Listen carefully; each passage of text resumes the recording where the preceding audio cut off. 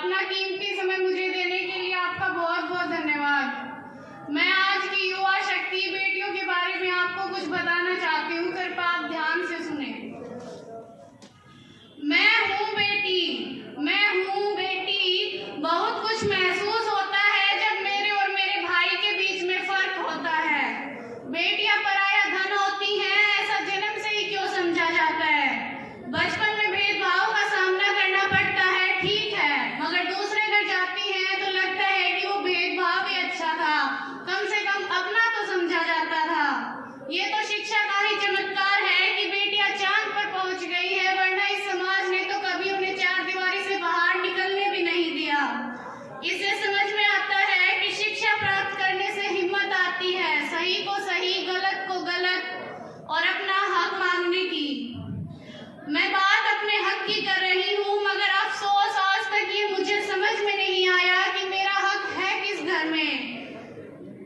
माँ बाप की बेटियों की निर्मम हत्या कर दी जाती है, ये कहकर कि अपने घर से अपना हक क्यों नहीं लेकर आई, और इस घर से भेजा जाता है ये कहकर कि आपका असली घर तो आपका ससुराल में है। बेटियां घर सड़क पर तो क्या, बेटियां माँ के घर में भी सुरक्षित नहीं है। सब कुछ सहन कर वो अपना घर बसाती हैं, मिलती हैं तो बस जिम्मेदारियां, मगर कह रही हूँ गर्व से बेटियों ने कभी ना हिम्मत हारी। मगर अफसोस अपना फर्ज निभाने के बाद आता है कि पाल पोष दिया है 4 बेटों को, मगर अब उन बेटों से एक माँ पाली नहीं जाती। दुख होता है कि बंटवारे में माँ को भी बांट दिया जाएगा। सन्नाटा छा गया बंटवारे के उस किस्से में जब एक माँ बोली कि मैं हूँ किसके हिस्से में।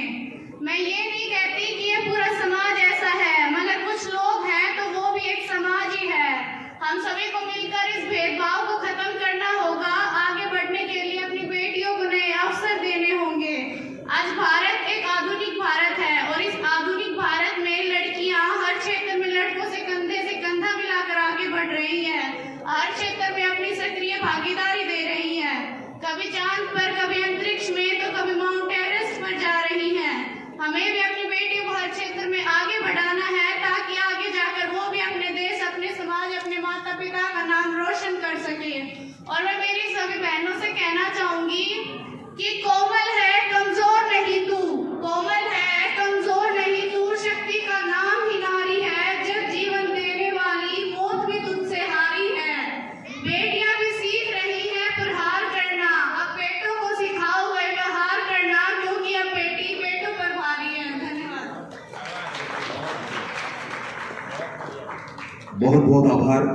जैरपुर से हमारी बिटिया जो समाज की विकृति को बोल रही है और हम सबको सुधार करना है, ये हम सबको प्रेरणा लेना है। और ये क्षेत्र जब दक्षिण हरियाणा की बात करते हैं तो यहाँ पर बनवारा अगर बालक का निकलता है तो बालिका का भी आजकल निकलने लगा है, तो एक परिवर्तन है, उस परिवर्तन की ओर हम लोग बढ़ रहे हैं। ऐसी नारी, ऐसी सशक्त नारी हम निर्माण कर सके, हम सबका योगदान होना चाहिए। अभी श्री कृष्ण जी मेरे बीच में बैठे हुए हैं, ये स्वयं प्रेरणा लेकर आए और कह रहे हैं कि कविता आपके समक्ष रख दें, तो ये छोटी सी कविता। एक हुए थे राजा राम, बहुत बड़ा था उनका नाम, सीता उनकी रानी थी, सुंदर और सयानी थी, लक्ष्मण उनका भाई था, छोटा और प्यारा था। दोनों मिलकर जंगल में फिरते फिरते साधु देश में रावण आया, सीता को भी उठा ले गया। हनुमान ने पूछ घुमाई, लंका को भी जला दिया। राम ने तीर चलाई, रावण को भी मार गिराया। Thank you. बहुत बहुत धन्यवाद। मैं निवेदन करता हूँ कि बच्चों को स्मृति चिन्ह